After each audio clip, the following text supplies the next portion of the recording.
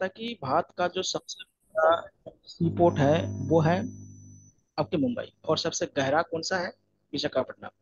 और जो चेन्नई है वो कृत्रिम पुराना सबसे बंदरगाह है। कृत्रिम यानी कृत्रिम मतलब मानव निर्मित। आप लोग जब ये इतिहास पढ़ेंगे तो वहां पे देखिए चोल शासक हुआ करता था, चोल शासक के समय में बना हुआ है, बहुत पुराना है। और चेन्नई से ही क्या है, चेन्नई का पुराना नाम मद्रास हुआ करता था, ध्यान दीजिएगा। जो चेन्नई है यही से क्या था, समुद्र तल को नापा जाता है। ध्यान दीजिएगा, चेन्नई को क्या है, वहां से समुद्र तल को वहां से नापा जाता है। तो आपको पारादीप तक बता दिया था। और देखिए लास्ट है कलकत्ता, जो आपका क्या है, पश्चिम बंगाल में है। आजकल कलकत्ता नहीं कहते हैं बल्कि कोलकाता कहा जाता है उसको, कोलकाता। तो ये कोलकाता को समझ लीजिएगा, ये एक प्रकार के क्या है, ज्वारीय बंदरगाह है। ज्वारीय बंदरगाह, ज्वारीय का मतलब होता है कि ये क्या, नदी पर स्थित बंदरगाह। और दूसरी बात, इसको नदी बंदरगाह कहा जाता है, नदी बंदरगाह। आप लोग बता सकते हैं कि जो कलकत्ता जो बंदरगाह है ये किस नदी पर है? देखिए ये समुद्र पर नहीं है बल्कि एक नदी पर बना हुआ है जो बंदरगाह है। तो कलकत्ता जो बंदरगाह है एक नदी पर बना है, इसको ज्वारीय बंदरगाह कहते हैं। ज्वारीय आपको पता है कि जो टाइडल होता है, टाइडल के समय क्या पानी जब नदी में ज्यादा हो जाता है ना, तो बड़े बड़े जहाज क्या होता है, बंदरगाह तक जाता है।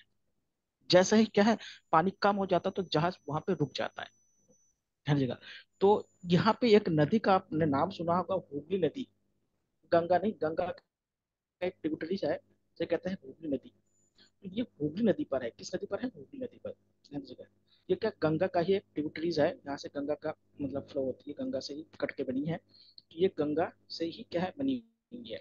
ये हुगली नदी पर क्या है, कलकत्ता बंदरगाह है। और एक बात आपको बता दो, और कि जो कलकत्ता है, जो हुगली नदी पर है, आप लोग जानते हैं कि भारत का सबसे पहला जो अंडर वाटर मेट्रो ट्रेन है वो कलकत्ता में बनी है। ये हुगली नदी के नीचे से मेट्रो चलती है।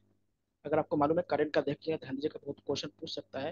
देखिए कलकत्ता में क्या है, भारत का पहला स्थलीय मेट्रो भी बना था, और अंडरग्राउंड मेट्रो भी क्या कलकत्ता में ही बना है।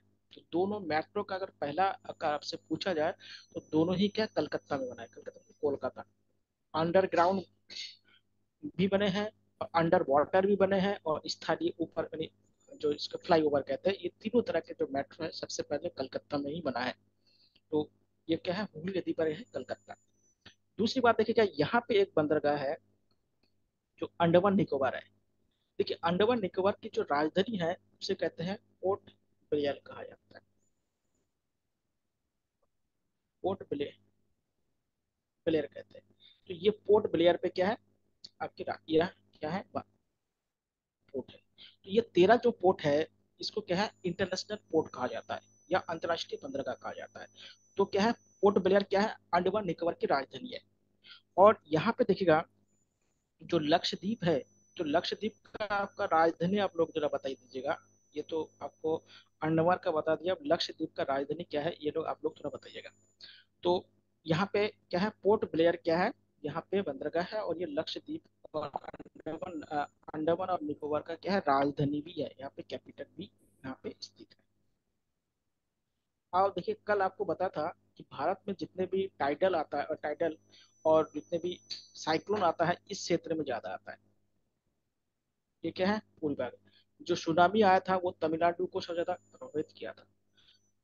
ये इस भाग में क्या था, जो साइक्लोन बहुत कम आता है, वो आपको बताता है कि वाटर करंट के कारण क्या होता है, ऐसा होता रहता है। किसके कारण होता है, वाटर करंट का, जल धारा के कारण ऐसे होता रहता है। अब हम लोग देखते हैं कि भारत का जो भौगोलिक स्थिति है, यानी टिपिकल कंडीशन है, वो कैसा है। देखिए भारत का जो भौगोलिक कंडीशन है, जिसके आप भौगोलिक कंडीशन मतलब जो इसका जियोग्राफिक कंडीशन है, भारत को कितने भागों में बांट सकते हैं। देखिए भारत को अगर हम भौगोलिक कंडीशन के हिसाब से देखे जाए तो 5 भागों में इसको बांट सकते हैं। कितने भागों में बांट सकते हैं, 5 भागों में। कौन कौन सा है, देखिए पहले देखिएगा, भौगोलिक स्थिति या जियोग्राफिकल कंडीशन,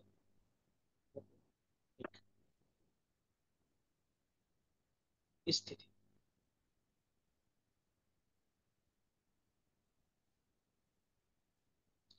देखिए सबसे पहले आता है हमारा यहाँ हिमालय, हिमालय पर्वत। या पर्वत कह सकते हैं। दूसरे नंबर पर आता है मैदान।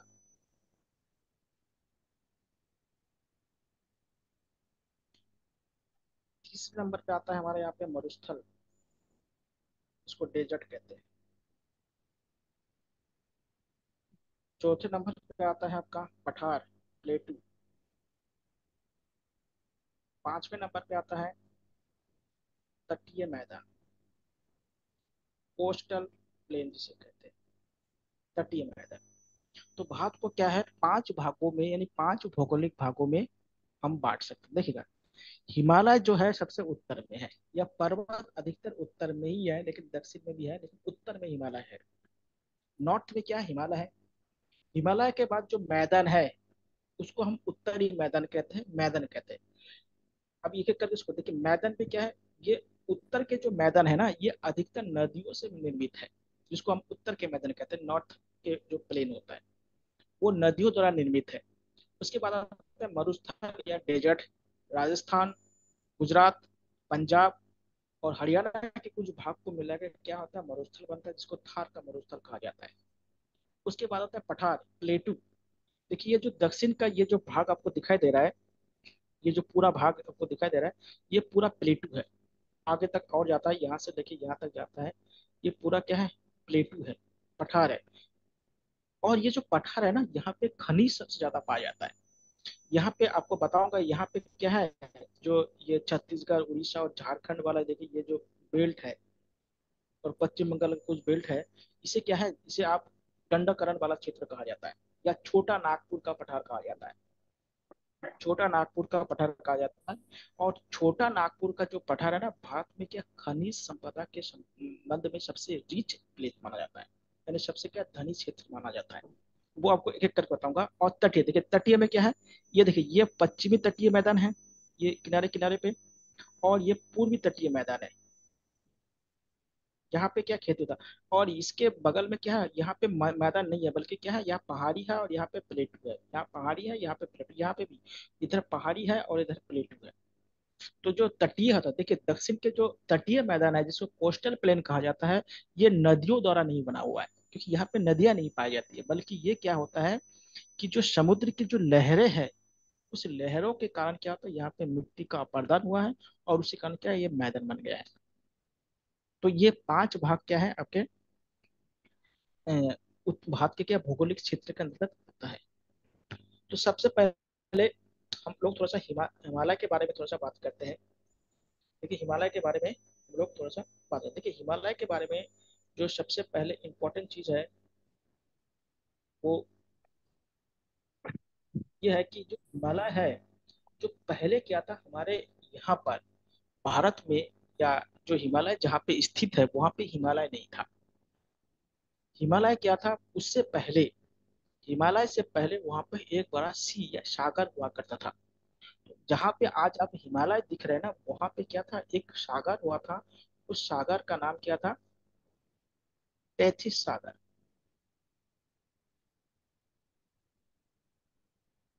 और आजकल आप लोग जितने नदियां आप लोग दिख रहे हैं, चाहे वो सतलज नदी हो, चाहे वो क्या कहते हैं गंगा रिवर हो, यमुना रिवर हो, या जितने भी हिमालय से जितने भी रिवर रिवर फ्लो होती है, यानी नदियां बहती है, उन नदियों का जो फ्लो था वो क्या था, दक्षिण से उत्तर की ओर हो था। क्योंकि जहाँ पे हिमालय है ना, वहां पे क्या है, वहां पे पहले सागर था, तो वहां पे बड़ा सा सागर था। लेकिन आपको बताया था कि हमारा जो पृथ्वी है वो 7 बिग प्लेट से बना हुआ है। ये जो हिमालय वाला जो क्षेत्र है, उसके नीचे क्या है, दो प्लेटें हैं। एक है आपका, आपको पता है जो भारत का जो प्लेट है उसको गोंड वाला लैंड प्लेट कहते हैं। देखिए भारत किस प्लेट पे है, गोंड वाना लैंड प्लेट कहा जाता है, प्लेट कहा जाता है। और इसके जो उत्तर में जो प्लेट है, जिसको यूरेशिया प्लेट कहते हैं, जो चाइना और जो रशिया वगैरह है, इसको यूरेशिया प्लेट कहा जाता है। ये दोनों प्लेट देखिए, ये प्लेट इधर खिसका और ये प्लेट इधर खिसका, तो दोनों प्लेट जब आपस में इधर से खिसकेगा, यानी इसमें जब घर्षण होगा यानी फ्रिक्शन होगा, तो यहाँ का मिट्टी क्या होता है, ऊपर उठना शुरू कर दिया। ये सागर के जहाँ थे यहाँ की मिट्टी क्या है ऊपर देखिएगा। जब दो जगह से क्या होता है गाड़ी जब टकरा देखिए गाड़ी ऊपर चला जाता है। तो दोनों प्लेट जब आपस में टकराया होगा तो ये क्या है यहाँ के मिट्टी ऊपर उठना शुरू कर दिया और जिससे क्या था ये फोल्ड बन गया। इसलिए क्या होता है हिमालय पर्वत पर्वत जो है ना उसको फोल्ड माउंटेन कहा जाता है जिसको बलित पर्वत कहा जाता है। तो हिमालय पर्वत कैसे है हिमालय पर्वत बलित पर्वत है या फोल्ड माउंटेन है बलित पर्वत या फोल्ड माउंटेन है क्योंकि ये क्या है दोनों प्लेटों के आपस में टकराने से जो मोल्ट हुआ यानी फोल्ड हुआ उस फोल्ड के कारण क्या होता है ये बनाते हैं इसको क्या बलित पर्वत कहा जाता है। हिमालय को कैसे पर्वत कहते हैं वलित पर्वत कहा जाता है। और दुनिया में जितने भी बड़े बड़े पर्वत है ना उनको सबको वलित पर्वत होता है। जैसे आपको बताया था रॉकी पर्वत कहाँ पे नॉर्थ इंडिया और नॉर्थ अमेरिका में बताया था। उसके बाद एंडीज बताया था साउथ अमेरिका में।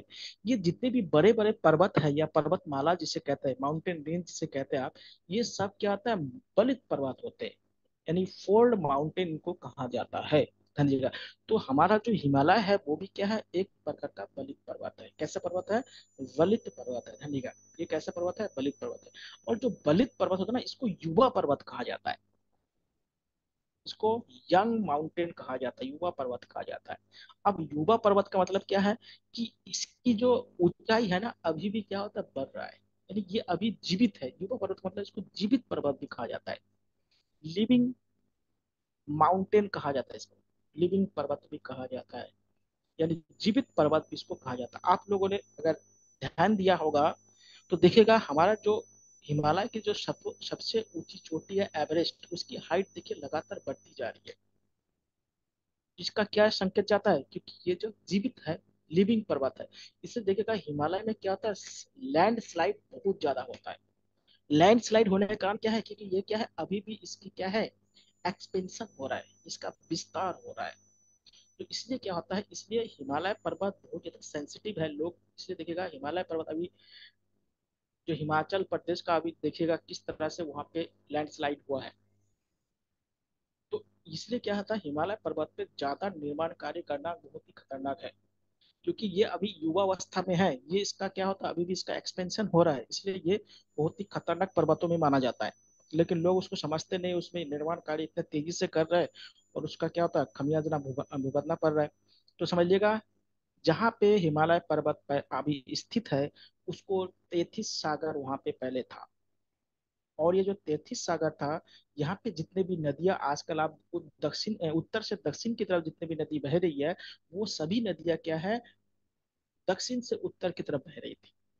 और ये पर्वत कैसे बना यहाँ पे दो प्लेट आपस में टकराती है। एक है गोंडवाना लैंड प्लेट जिसमें भारत स्थित है और दूसरा है यूरेशिया प्लेट।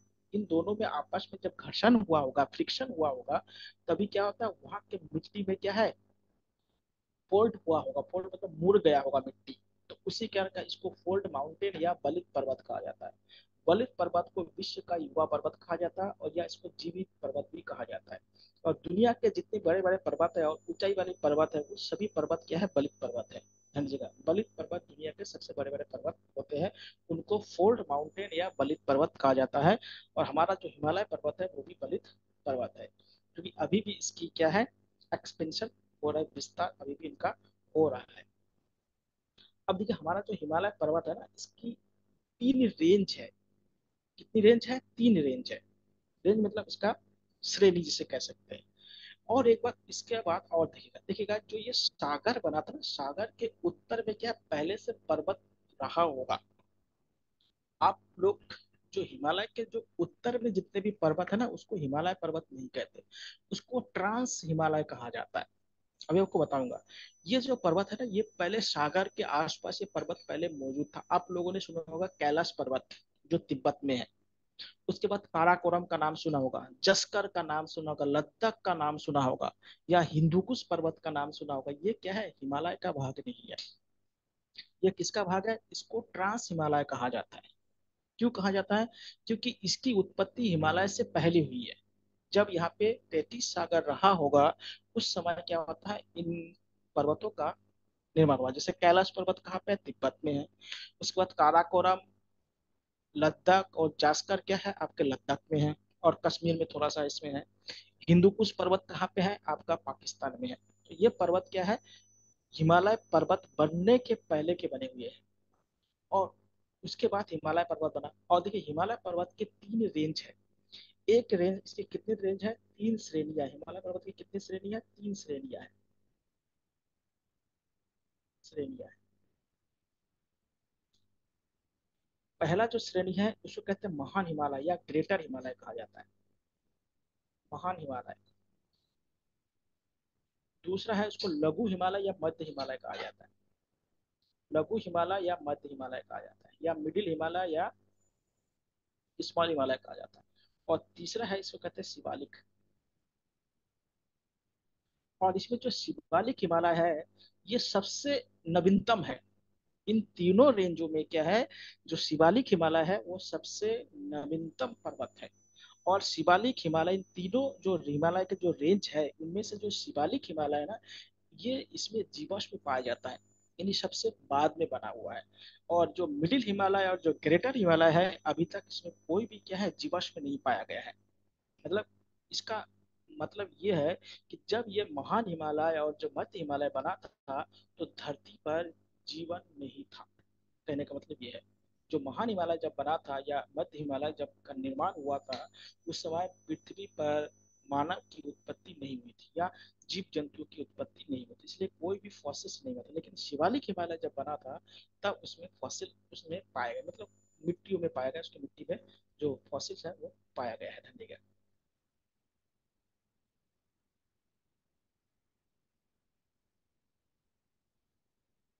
अब हम थोड़ा सा इसके रेंज को हम लोग देख लेते हैं।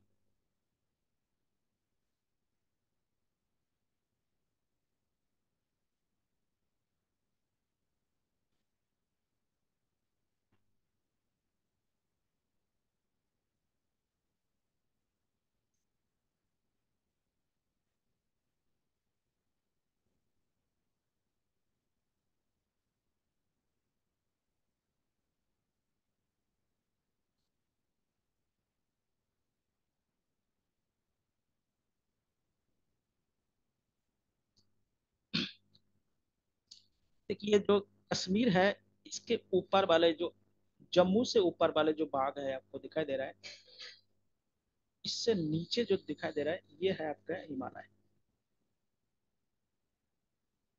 इससे ऊपर क्या है, इसको ट्रांस हिमालय कहते हैं। ट्रांस हिमालय।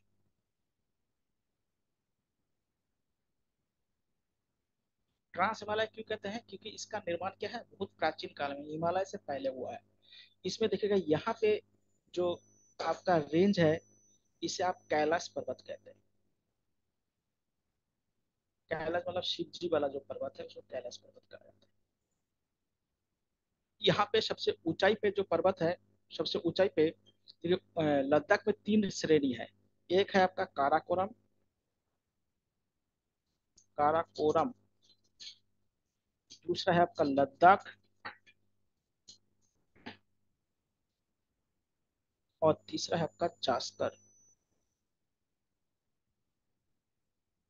ये भी क्या है आपका ट्रांस हिमालय के पार्ट है। देखिए काराकोरम को आप हिमालय का पार्ट मत मानिएगा। और पाकिस्तान में कौन सा है? पाकिस्तान में इस क्षेत्र में जो है उसको कहते हैं हिंदू कुश पर्वत कहते हैं। हिंदू कुश पर्वत इनको कहा जाता है। तो हिंदुकुश हुआ, काराकोरम हुआ, लद्दाख हुआ, जास्कर हुआ, कैलाश हुआ, ये हिमालय का पार्ट नहीं है, इसको ट्रांस हिमालय कहा जाता है। ट्रांस हिमालय मतलब हिमालय से पहले इसकी उत्पत्ति है। चलिए आपसे एक क्वेश्चन पूछता हूँ। जैसे आप लोगों ने सुना कि भारत की सबसे जो ऊंची चोटी है यानी हाईएस्ट पीक है उसको आप कहते हैं केटू कहते हैं, यानी गॉडविन ऑस्टिन कहा जाता है। तो अगर एक सवाल यहाँ पे बना बना जाए कि भारत में स्थित हिमालय की सबसे ऊंची चोटी कौन सी है, क्या केटू हिमालय का भाग है कि नहीं, ये तो पहले बताइए। जो केटू है भारत की जो सबसे ऊंची चोटी है वो, उसको केटू कहते हैं, गॉडविन ऑस्टिन कहा जाता है, क्या वो हिमालय का पार्ट है कि नहीं? आप लोगों को मालूम है? नहीं है तो बोले समझ लीजिए। देखिए जो केटू है ना वो हिमालय का पार्ट नहीं है। केटू क्या है, देखिए ये कोराकोरम काराकोरम है ना, काराकोरम में ही केटू है। केटू जो पीक है वो कहाँ है? काराकोरम में। तो काराकोरम में जो केटू है, तो ये केटू क्या है, हिमालय का भाग नहीं बल्कि ट्रांस हिमालय का पार्ट है। कौन सी हिमालय का पार्ट है, ट्रांस हिमालय का पार्ट है।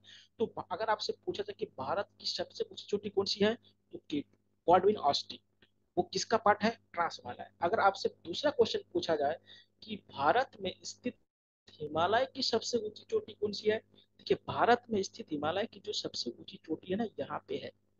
यहाँ पे आपने एक जगह का नाम सुना होगा, कंचनजंगा। कंचनजंगा का नाम आप लोगों ने सुना होगा, जो सिक्किम में है। कहाँ पे है, सिक्किम में। तो भारत में स्थित हिमालय की सर्वोच्च चोटी कौन सी है, आपका कंचनजंगा। और भारत में स्थित सबसे ऊंची चोटी कौन सी है, केटू। और केटू कहाँ पे है, ट्रांस हिमालय में। और हिमालय की सबसे ऊंची चोटी कौन सी है भारत में, कंचनजंगा। इसको दोनों को याद रखिए, अलग अलग करिए, नहीं तो बहुत से लोग कंफ्यूज हो जाते हैं। वो लोग क्या होता है, केटू को ही हिमालय का पार्ट मान लेते हैं। तो केटू क्या है, हिमालय का पार्ट नहीं है। ऐसे हिमालय की सबसे ऊंची चोटी कौन सी है, एवरेस्ट, माउंट एवरेस्ट। देखिए माउंट एवरेस्ट कहाँ पे है, नेपाल में है। नेपाल के जो इस क्षेत्र है ना, इसे यहाँ पे है माउंट एवरेस्ट। माउंट एवरेस्ट क्या है, नेपाल में है और विश्व का सबसे ऊंची चोटी है। माउंट एवरेस्ट क्या है, विश्व की सबसे ऊंची चोटी है। उसे नेपाल में कहाँ पे स्थित है, नेपाल।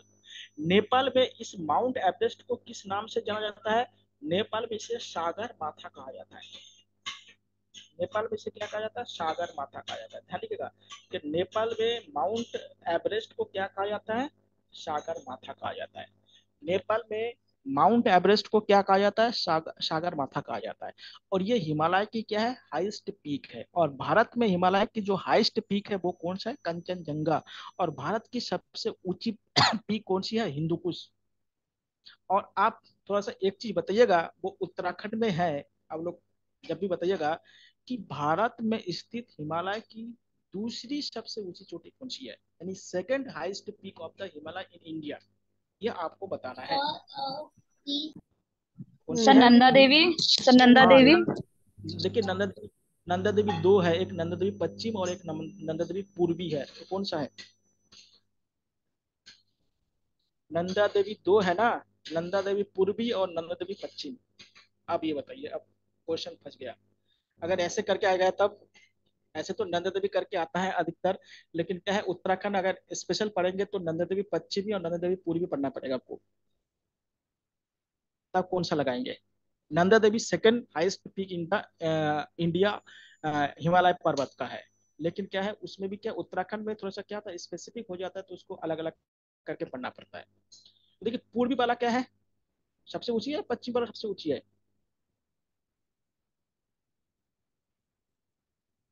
आप लोग बताइएगा, ठीक है। नंदा देवी तो है, ये पक्का है। तो इसको ध्यान रखिएगा, ये तीन पर्वत है ना जो सब हाईएस्ट पीक है, इसको याद रखिएगा। उत्तराखंड वाला तो याद ही रखना है, क्योंकि उत्तराखंड आपको ऐसे स्पेशली पढ़ाएंगे। तो ये सारे चीज ये एकदम क्लियर कट होना चाहिए कि भारत की सबसे ऊंची चोटी कौन सी है, और हिमालय की भारत में सबसे ऊंची चोटी कौन सी है। इन दोनों में क्या था, बहुत ज्यादा कंफ्यूजन हो जाती है। अब देखिए यहाँ पे तीन रेंज है।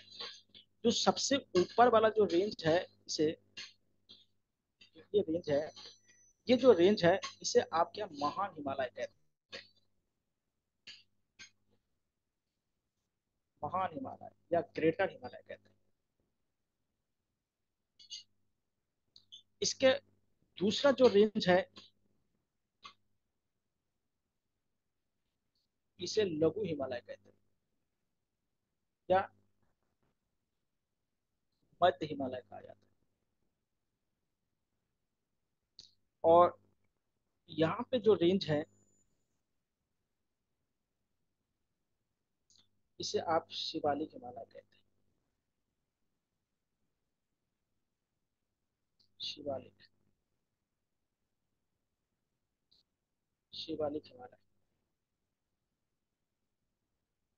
अब देखिए ये जो हिमालय है ना, नदी के आधार पर भी हिमालय को चार भागों में बांटा जाता है। एक तो क्या है उसकी स्थिति के अनुसार बांटा गया तीन भागों में, उनकी स्थिति के अनुसार उनको तीन भागों में बांटा गया है। अब नदी के हिसाब से देखा जाए तो हिमालय को भी क्या है, तीन भागों में इसको बांटा गया है। समझिए तीन भागों में क्या है, हिमालय को बांटा गया है नदी के आधार पर। देखिए नदी के आधार पर हिमालय का बंटवारा, नदी के आधार पर।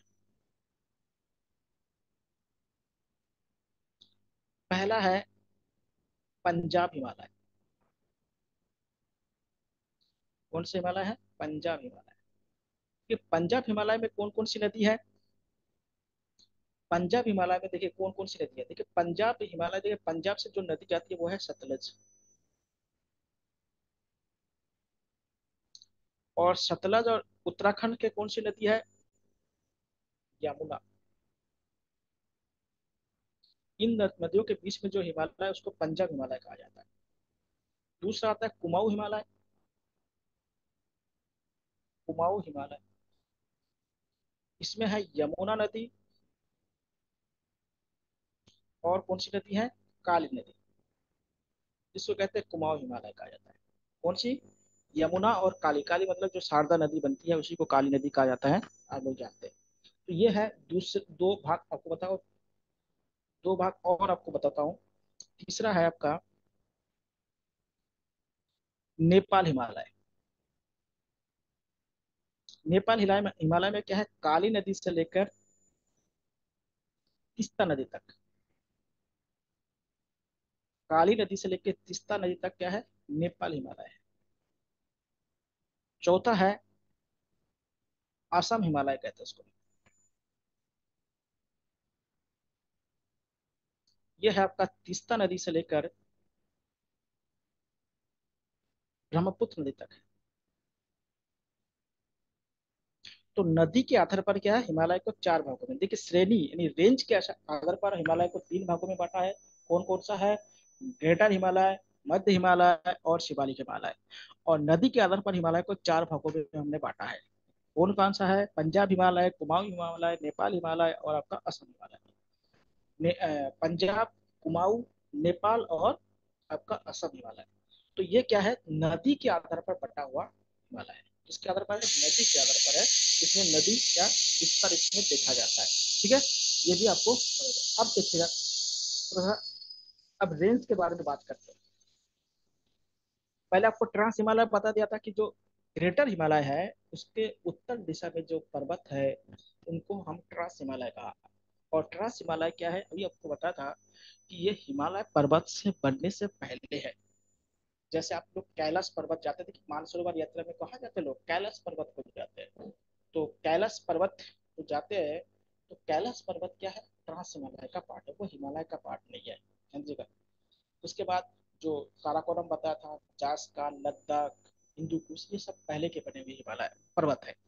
अब उसके जो दक्षिण है, ट्रांस हिमालय के जो दक्षिण वाला भाग है, इसको क्या कहते हैं हम लोग?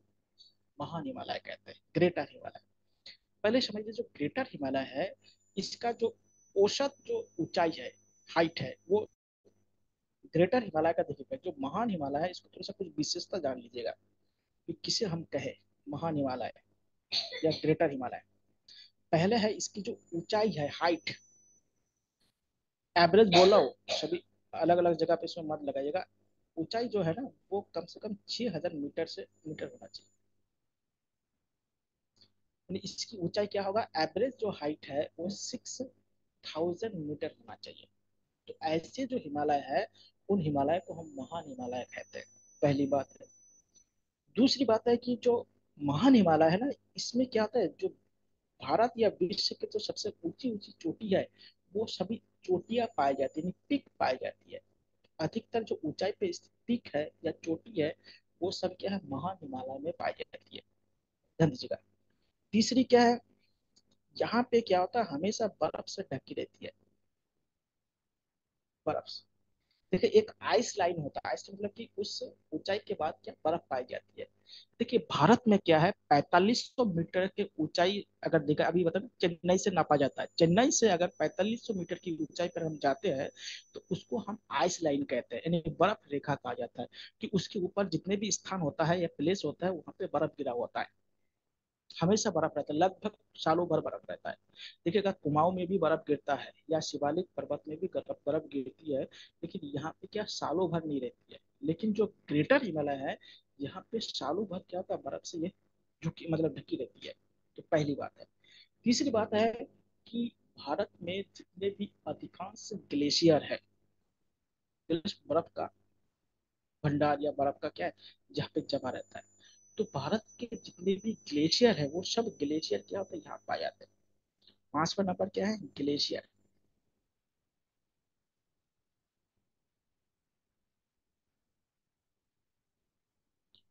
ग्लेशियर यहाँ पे पाया जाता है।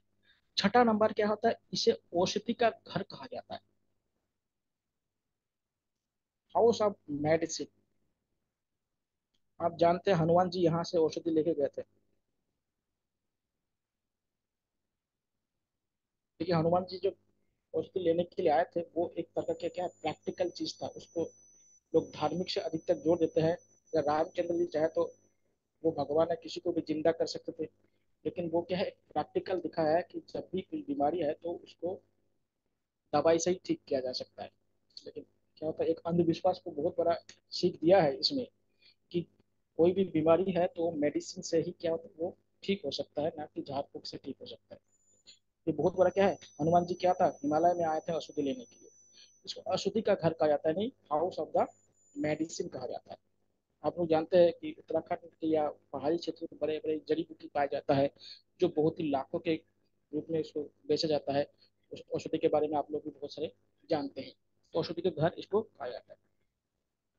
दूसरी बात क्या होता है, यहाँ पे अधिकतर क्या पाया जाता है, दर्रे या पास पाया जाता है, जिसको पास कहते हैं। दो पहाड़ी के बीच के जो गैप होता है उसको दर्रे कहा जाता है, उसको पास कहा जाता है। जैसे आप उत्तराखंड में मेनली तीन पास बहुत फेमस है, और भी बहुत सारे हैं लेकिन तीन बहुत ही माना जाता है, जिसको माना, नीति और लिपुलेख कहा जाता है, जिससे होके तिब्बत के साथ पुराने जमाने में व्यापार होता था। तो ये क्या है दर्रे, अधिकतर दर्रे क्या होता है ये ग्रेटर हिमालय में ही पाया जाता है। और दूसरी बात ये जो ग्लेशियर है ना, ग्लेशियर से क्या होता है यहाँ से भारत के जितने भी एवरग्रीन रिवर है, एवरग्रीन मतलब जिसमें हमेशा पानी रहता है, सदाबहानी नदी जिसे कहते हैं, उनका उद्गम होती है। चाहे वो गंगा हो, यमुना हो, या जितनी भी बड़ी बड़ी नदियां हैं उनकी उद्गम स्थल कहाँ इन ग्लेशियरों से होता है। चलिए आप लोग थोड़ा सा बताइएगा, उत्तराखंड का सबसे बड़ा ग्लेशियर कौन सा है और भारत का सबसे बड़ा ग्लेशियर कौन सा है। उत्तराखंड का तो बताऊंगा, भारत का और उत्तराखंड का कौन सा सबसे बड़ा ग्लेशियर है। उत्तराखंड को तो सभी लोग जानते ही है, उत्तराखंड को तो बताने की आवश्यकता ही नहीं है, लेकिन भारत का भी आप लोग जानते हैं। देखिए उत्तराखंड का जो सबसे बड़ा ग्लेशियर है उत्तराखंड का, वो है आपका गंगोत्री। गंगोत्री ग्लेशियर से कौन सी नदी निकलती है, गंगोत्री ग्लेशियर से कौन सी नदी निकलती है आप लोग जानते हैं। गंगा नदी से।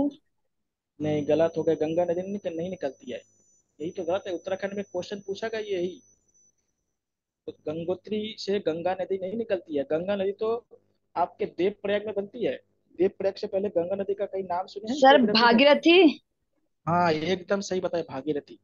गंगा नदी देवप्रयाग से बनती है, उससे पहले गंगा नदी का ज्योग्राफिकल या पुस्तकों में कहीं उसका उल्लेख नहीं मिलता है। धार्मिक ग्रंथों में मिलेगा वो अलग बात है, लेकिन धार्मिक ग्रंथ वाला नहीं चलेगा यहाँ पे। तो गंगोत्री से भागीरथी नदी निकलती है। और आप बताइए भारत का सबसे बड़ा ग्लेशियर कौन सा है। भारत का सबसे बड़ा ग्लेशियर लिख लीजिएगा आप लोग, सियाचिन है। सियाचिन। सियाचिन क्या है, भारत का सबसे बड़ा ग्लेशियर है। ये भारत का सबसे बड़ा ग्लेशियर, सबसे बड़ा ग्लेशियर।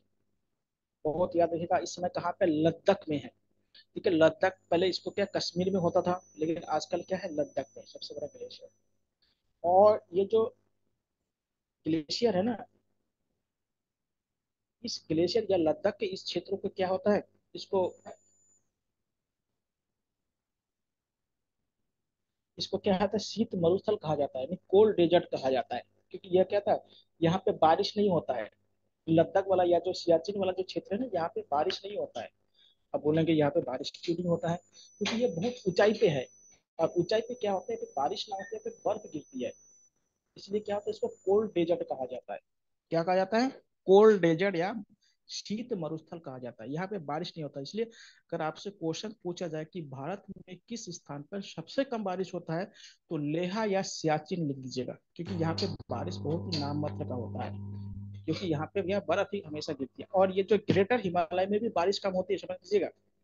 अगर आपसे पूछा जाए कि तीनों हिमालय में सबसे ज्यादा बारिश कहाँ पे होता है, तो आप लिखिएगा शिवालिक हिमालय में, क्योंकि शिवालिक हिमालय क्या है, ऊंचाई कम है, इसलिए ऊंचाई जहाँ पे कम होगा बारिश होगा, क्योंकि बर्फ नहीं गिरेगा। लेकिन क्या है, ग्रेटर हिमालय में कि हमेशा बर्फ गिरती रहती है, इसलिए वहां पे बारिश नहीं होती। बारिश और बर्फ अलग अलग चीज होती है, ध्यान रखिएगा। तो इसलिए क्या था, सबसे कम बारिश कहाँ पे होता है, ग्रेटर हिमालय में। सबसे अधिक बारिश कहाँ पे होता है, शिवालिक हिमालय में। ठीक है। और ये लेह लद्दाख वाला जो क्षेत्र है, और ये जो सियाचिन वाला क्षेत्र है, यहाँ पे भी बारिश लगभग नहीं होता है। लगभग बोला, गर्मी के सीजन में अगर कभी कभी हो गया तो हो गया, लेकिन बाकी समय क्या है, यहाँ पे बर्फ गिरती रहती है। तो देखिए ग्रेटर हिमालय की कुछ क्या है विशेषता, और ग्रेटर हिमालय में देखिएगा, यहाँ पे जो वन पाया जाता है ग्रेटर हिमालय में, उस वन को क्या कहा जाता है, उस वन को भी नाम लिख लीजिएगा, उसको अल्पाइन वन कहा जाता है।